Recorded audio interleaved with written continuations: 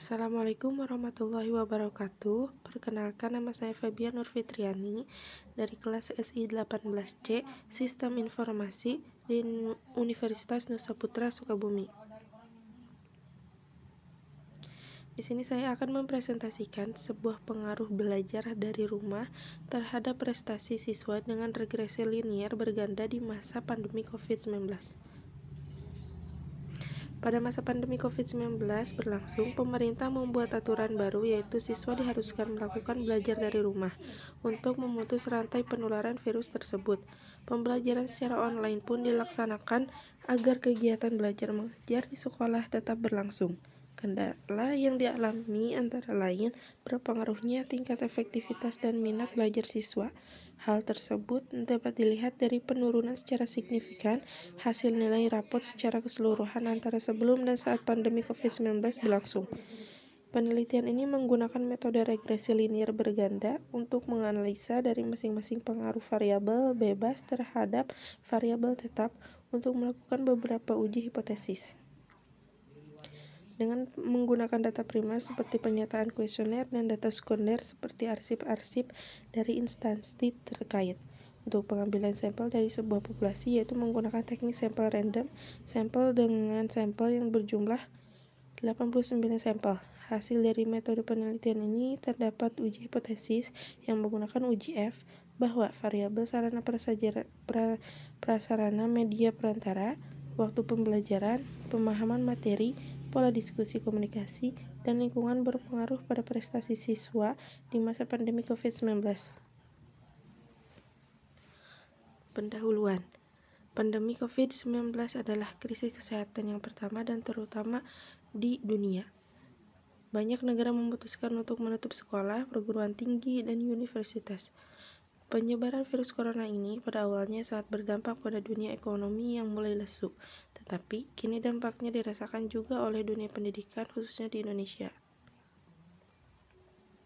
Penurunan prestasi siswa dapat dilihat hasil dari seluruh mata pelajaran yang diambil dari data sekunder berupa nilai rapot semester.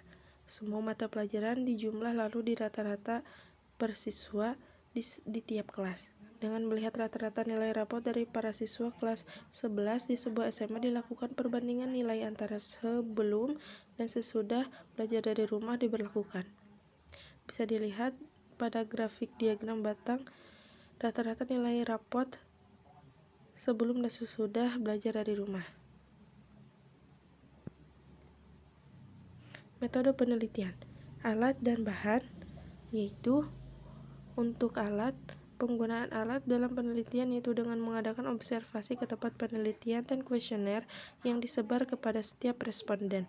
Dan untuk bahan yang digunakan yaitu berupa data sampel yang diambil dari sebuah populasi di sebuah instansi dengan memakai aplikasi mikroskop Excel untuk perhitungan angka dan aplikasi IBM SPSS Statistik 25 sebagai aplikasi perhitungan statistik.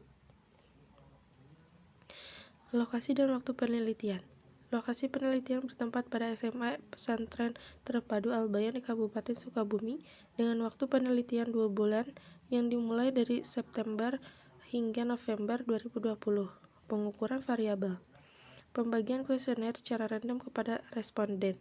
Skala ini digunakan untuk mengukur pendapat dan persepsi seseorang atau lebih tentang tanggapan keadaan. Variabel yang diukur dapat dijabarkan menjadi indikator variabel, kemudian indikator tersebut dijadikan berupa pernyataan atau pernyataan. Untuk keperluan analisis kuantitatif, maka jawaban itu dapat diisi skor sebagai berikut, yaitu untuk sangat setuju diberikan skor 5, untuk setuju skornya 4, ragu-ragu skornya 3, tidak setuju skornya 2, sangat tidak setuju skornya 1. Metode pengambilan sampel. Untuk mendapatkan suatu data sampel dari sebuah populasi menggunakan teknik sampel random sampling dengan rumus Slovin yaitu sebagai berikut.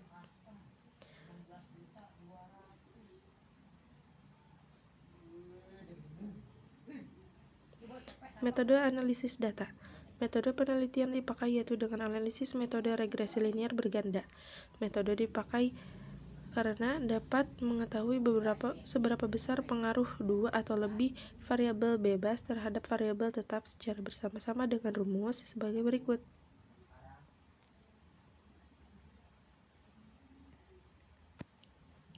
Hasil dan pembahasan. A. Uji normalisasi. Pada tabel di atas, terdapat hasil uji normalisasi menunjukkan signifikansi yaitu 0,213. Nilai signifikansi tersebut lebih besar dari batas signifikansi 0,05. Maka dapat disimpulkan bahwa data yang di atas dapat diuji distribusi normal dan layak untuk digunakan. Yang kedua, uji F. Dari hasil uji F di atas didapat nilai F dihitung sebesar 11,353 dengan nilai signifikansi sebesar 0,002.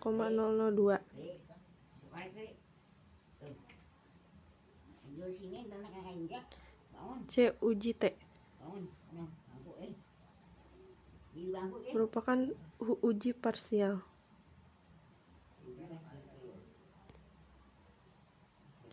Selanjutnya, uji koefisien determinasi.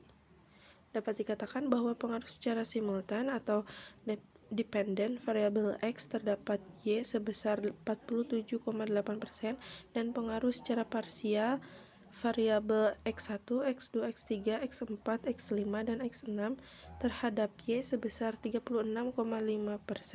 Dengan sisanya yang dipengaruhi oleh variabel di luar penelitian ini setelah selesai dihitung, maka dapat diperoleh persamaan regresi linier berganda yaitu sebagai berikut. Untuk kesimpulannya, yang didapat dari penelitian ini yaitu adanya uji F secara bersamaan simultan memberikan pengaruh yang cukup signifikan dari variabel sarana prasarana, X1 media perantara, X2 maka pembelajaran, X3 pemahaman materi, X4 pola diskusi komunikasi, X5 dan lingkungan, X6 terhadap prestasi dengan F hitung sebesar 11,353 dan angka signifikansi 0,002 dengan batas signifikan 0,005. Lalu adanya uji tes secara parsial, terdapat beberapa variabel yang berpengaruh yaitu variabel media perantara X2 dengan angka signifikansi 0,011 lebih kecil dari 0,05.